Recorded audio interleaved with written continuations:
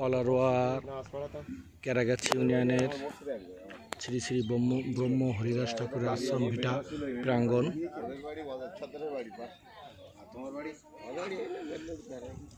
এটা সীমান্তবর্তী সোনাই নদীর ওপাশে ভারতের পশ্চিমবঙ্গের উত্তর 24 পরগনা জেলার তারালি গ্রাম।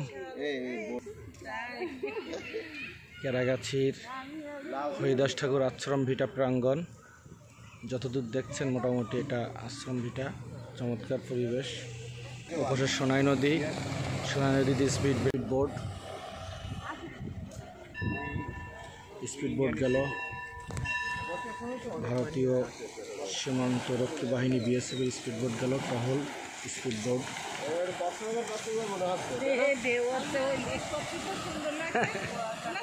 ঠিক